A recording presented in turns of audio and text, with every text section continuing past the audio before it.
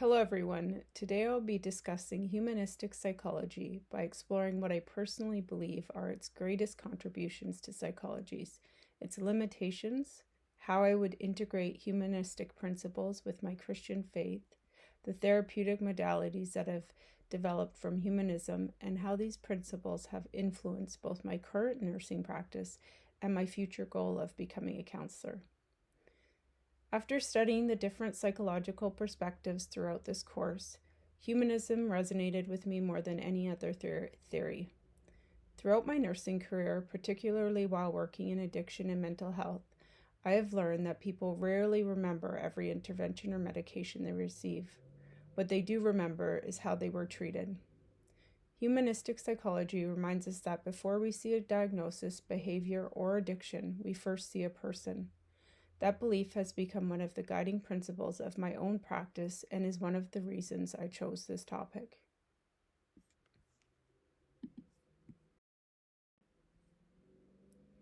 Humanistic psychology emerged during the 1950s as what became known as the third force in psychology. At that time, psychology was largely dominated by psychoanalysis, which emphasized unconscious conflict, and behaviorism, which focused almost exclusively on observable behavior. Humanistic psychologists believed both approaches overlooked something essential: the individual as a whole person. Rather than asking only what causes abnormal behavior, humanistic psychology asks what helps people grow, develop meaningful relationships, and live fulfilling lives. It emphasizes free will, personal responsibility, self-awareness, and the belief that every individual has the capacity for positive growth. The two individuals most closely associated with humanistic psychology are Abraham Maslow and Carl Rogers. Maslow introduced the concept of self-actualization through his hierarchy of needs, while Rogers developed person-centered therapy, which transformed counseling by emphasizing empathy, genuineness, and unconditional positive regard. One of the ideas that stood out to me in both the textbook and our unit contact is that humanism challenged psychology to focus not only on what is wrong with people, but also what helps them flourish. That shift continues to influence counseling and healthcare today. In my opinion, humanistic psychology has made one of the most important contributions to psychology because it fundamentally changed the way we understand people.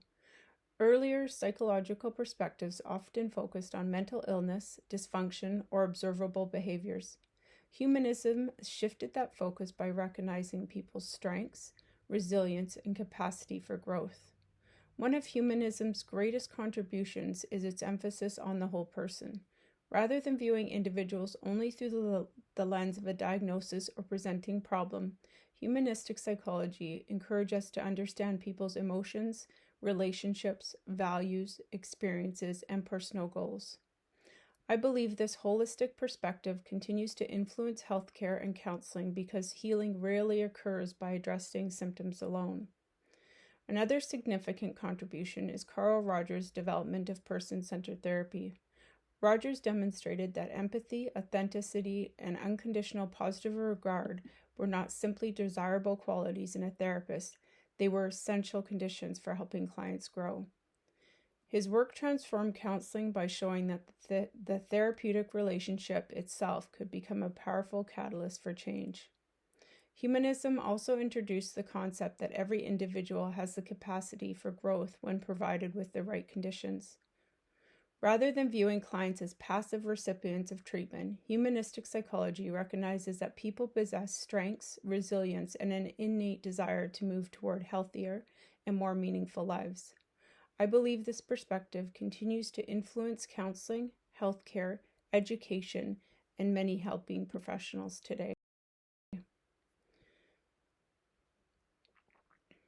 What I appreciate most about humanistic psychology is that it reflects the way I have naturally approached nursing throughout my career. Working in addictions and mental health has taught me that lasting change rarely begins with simply telling someone what they need to do. It begins with building trust. I have cared for individuals living with addiction, trauma, severe mental illness, homelessness, and profound grief. While each person's circumstances were different, one thing remained consistent. Every individual wanted to feel seen, heard, and respected. Maslow's concept of self-actualization also resonates with me because it recognizes that people cannot focus on personal growth if their basic needs remain unmet. Throughout my nursing career, I've seen how challenges such as unstable housing, food insecurity, trauma, and untreated mental illness create significant barriers to healing. Addressing those needs first often creates opportunities for meaningful change. Ultimately, I believe humanism's greatest contribution is reminding us that every individual possesses inherent worth and potential regardless of their diagnosis or life circumstances. That perspective has influenced not only the way I practice nursing today, but also the kind of counselor I hope to become. Although humanistic psychology has made important contributions to psychology, I also recognize several limitations. One criticism discussed in the textbook is that many humanistic concepts such as self-actualization, personal fulfillment, and peak experiences are difficult to define and measure scientifically. Because these concepts are highly personal, researchers often find it challenging to evaluate them objectively. Another limitation is that humanistic psychology places less emphasis on biological, neurological, and genetic influences on behavior. As a nurse, I have worked with individuals experiencing schizophrenia, bipolar disorder, severe depression, and other serious mental illnesses. These conditions often require medication, psychiatric care, and multidisciplinary treatment in addition to counseling. For this reason, I do not believe humanistic psychology should be used as a standalone approach with every client. Instead, I agree with the perspective presented in our Unit 6 Moodle that counselors should adopt a selective approach, selecting evidence-based interventions based on each client's unique needs. While different therapeutic approaches may be appropriate in different situations, I believe humanistic principles such as empathy, respect, and authentic therapeutic relationships should remain the foundation of every helping professional. One of the reasons humanistic psychology resonates with me is because many of its core principles align closely with my Christian faith. Humanism teaches that every individual possesses inherent worth and deserves empathy, respect, and acceptance.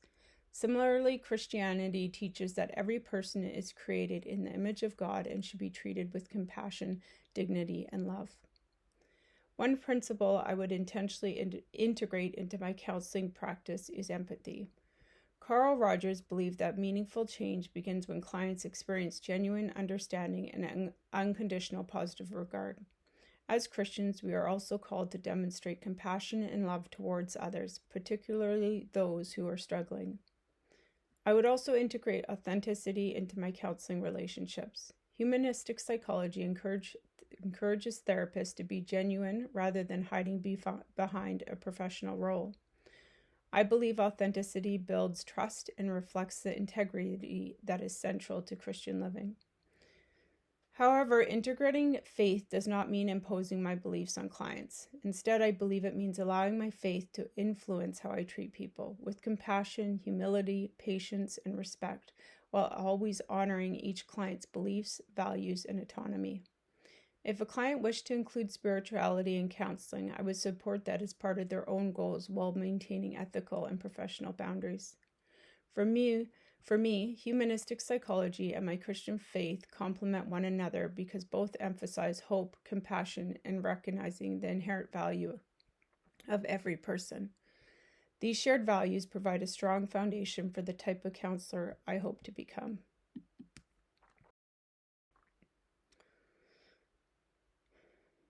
Several current therapeutic modalities have their roots in humanistic psychology.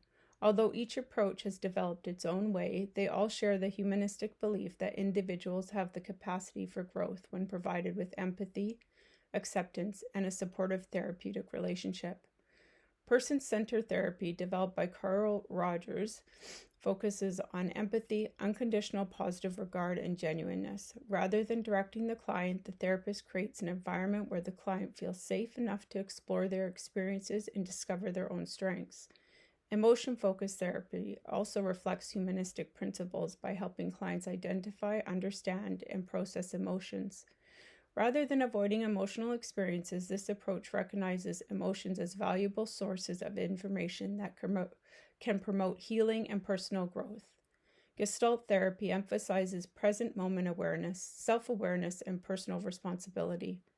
Clients are encouraged to become more aware of their thoughts, feelings, and behaviors so that they can make healthier and more intentional choices. Although these therapies use different techniques, they all recognize the importance of understanding the individual as a whole person rather than focusing only on symptoms or diagnosis. Of these approaches, person-centered therapy resonates with me the most because it closely reflects both my nursing philosophy and my Christian faith. I would integrate these therapies by allowing compassion, patience, humility, and respect to shape the therapeutic relationship while always honoring the client's autonomy and individual beliefs.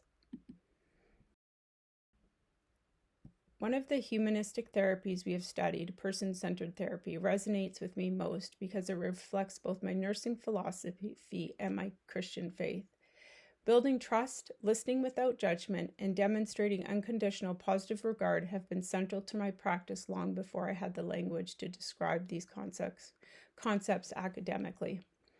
I would integrate these therapies with my faith by allowing Christian values such as compassion, humility, patience, and grace to shape the way I interact with clients rather by introducing my own beliefs into therapy. My responsibility is to create a safe and respectful environment where clients feel accepted and supported.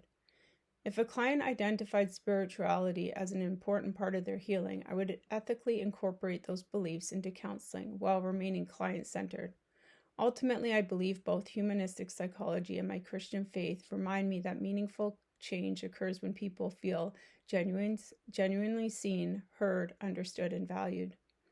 I also recognize that every client is unique. Some clients may wish to discuss spirituality while others may not. Respecting each client's values and allowing them to guide the direction of therapy is consistent with both humanistic principles and ethical counseling practices. The following example from my nursing practice demonstrates how humanistic principles can influence clinical decision-making, therapeutic relationships, and client advocacy. One experience from my nursing career immediately came to mind while studying humanistic psychology because it perfectly illustrates the importance of seeing the person rather than simply the presenting problem. To protect confidentiality, I have changed identifying details. A young man was admitted to the addiction treatment center where I worked because it was believed he had a marijuana addiction. However, from my earliest interactions with him, I sensed that something about the diagnosis did not fully explain what I was observing. He rarely spoke, he avoided eye contact, and remained extremely withdrawn. He spent much of his time pacing and would not remain still long enough for most staff members to engage him in conversation. Rather than approaching him solely through structured assessments, I intentionally slowed down and focused on building trust through calm, brief, and consistent interactions. I never pressured him to talk. Instead, I met with him where he was emotionally. Over time, I gently shared that I also had a son close to his age, that simple conversations seemed to create a connection. Gradually, he became comfortable enough to stop, stand with me, and talk. I was the only staff member he would consistently stop for and engage with. Aside from one brief conversation with the psychiatrist after I referred him, he did not meaningfully interact with anyone else at the treatment center. Those conversations provided insight that no assessment form could have captured. They allowed me to understand the person behind the referral and ultimately change the direction of his care. As my understanding of his history grew, I completed a comprehensive nursing assessment, carefully reviewed his psychological reports, and collaborated with members of our interdisciplinary team. Based on my observations and the information I gathered, I became increasingly concerned that substance use was not the primary issue. Instead, I believed his presentation was much more consistent with schizophrenia. I discussed my concerns with our psychiatrist, who completed an assessment and agreed that schizophrenia was the more appropriate working diagnosis. Together, we shared our findings with the treatment team and agreed that he would require specialized psychiatric care rather than addiction treatment. I then took responsibility for coordinating the next steps in his care. I researched treatment facilities that specialized in supporting young adults living with schizophrenia, contacted the programs directly, arranged his admission, and coordinated the transfer to ensure there would be continuity of care. My goal was not simply to discharge him, but to ensure he entered a program that could genuinely meet his needs. One of the most difficult parts of this experience was speaking with his parents. His father had previously stated that if his son left the treatment program, he would no longer support him financially. Knowing how frightening this could be for both the client and his family, I approached the conversation with empathy and honesty. I explained that our assessment suggested his son's difficulties were not primarily related to marijuana use, but were more consistent with an underlying psychiatric illness that had likely begun years earlier. We also discussed how his years away at boarding school may have made the gradual changes difficult for his family to recognize. His father thanked me for taking the time to truly understand his son rather than accepting the original diagnosis.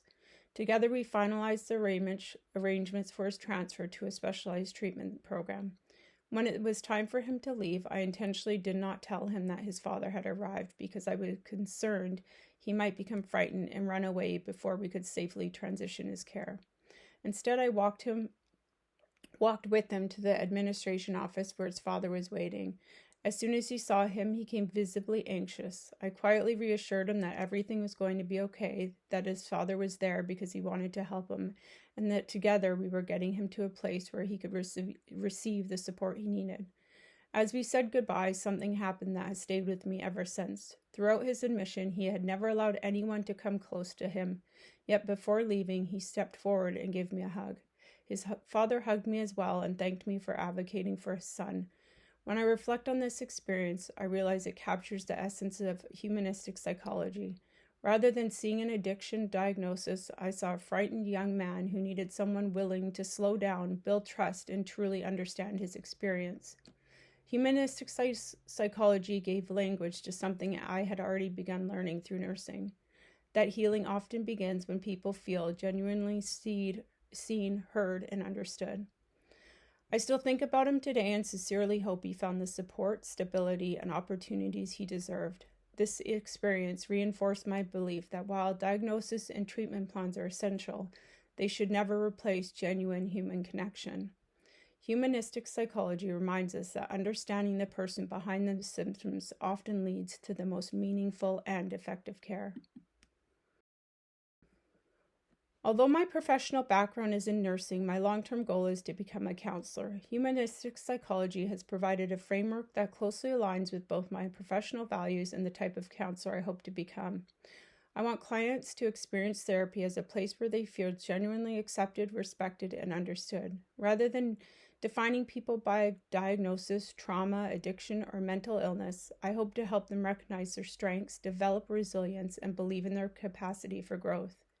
At the same time, I recognize that humanistic psychology is only one approach. As discussed in our Unit 6 content, effective counselors often use various approaches, integrating different therapeutic modalities depending on each client's needs. I believe humanistic psychology provides the foundation for that work because empathy, authenticity, and conditional positive regard strengthen every therapeutic relationship regardless of the specific intervention being used. As I continue my education and professional development, I hope to integrate humanistic principles with evidence-based practice. My goal is to create a counseling environment where clients feel safe enough to explore difficult experiences, recognize their own strengths, and move toward meaningful and lasting change. Ultimately, I hope my future clients leave counseling feeling that someone truly listened, believed in them, and helped them recognize strengths they may have not seen in themselves. Reflecting on humanistic psychology has reminded me that some of the most meaningful moments in healthcare have not been the procedures I performed or the medications I administered. Instead, they have been the moments when another person felt truly seen, heard, and understood. Throughout my nursing career, I have learned that healing is not limited to physical recovery. It often begins when individuals feel safe enough to share their experiences without fear of judgment. Humanistic psychology gave me the language to describe something that I had already begun learning through practice. That authentic connection can be just as important as clinical expertise. My Christian faith reinforces these same values. It reminds me that every individual possesses inherent worth and deserves to be treated with compassion, dignity, and respect, regardless of their circumstance. Rather than seeing humanism and Christianity as opposing perspectives, I see many shared values that will continue to guide the way I care for others. As I continue my education and move toward becoming a counselor, I hope to combine evidence-based practice with empathy, authenticity, and compassion. More than anything, I want the people I work with to know that they matter, that they have value, and that meaningful change is possible. Looking back on my nursing career, I realized that the experiences that have stayed with me the longest have never been about completing tasks or solving problems. They have been about connecting with people during some of the most difficult moments of their lives. Humanistic psychology has reinforced my belief that those relationships are often where healing begins. In conclusion, I believe humanistic psychology has made one of the most meaningful contributions to psychology by shifting the focus from illness and pathology toward understanding the whole person. Although it has limitations and should be integrated with other evidence-based approaches, its emphasis on empathy, authenticity, and the therapeutic relationship continues to influence counseling today. Throughout this presentation, I have shared how humanistic psychology aligns with my Christian faith, influences my nursing practice, and has shaped the kind of counselor I hope to become. My case study demonstrated that slowing down, building trust, and seeing the person beyond the diagnosis can completely change the direction of someone's care. Ultimately, humanistic psychology reminds us that behind every diagnosis, every behavior, and every treatment plan is a human being with hopes, fears, strengths, and potential. That is the perspective I hope to carry with me throughout the rest of my career. As I continue transitioning from nursing into counseling, I hope to build therapeutic relationships that reflect empathy, authenticity, and compassion. My goal is not simply to help people manage their challenges, but to help them recognize their strengths, discover hope, and believe in their own capacity for growth. As I conclude, humanistic psychology has reinforced the importance of empathy, authenticity, and genuine human connection. It reminds us that people are more than their diagnosis, circumstances, or struggles. They are individuals with inherent worth, strengths, and the capacity for growth. As I continue my journey from nursing to counseling, these principles will remain at the heart of my practice. Thank you for listening, and I'll leave you with something I often tell my children. Connection is the key. When people feel seen, heard, understood, and valued, amazing things can happen.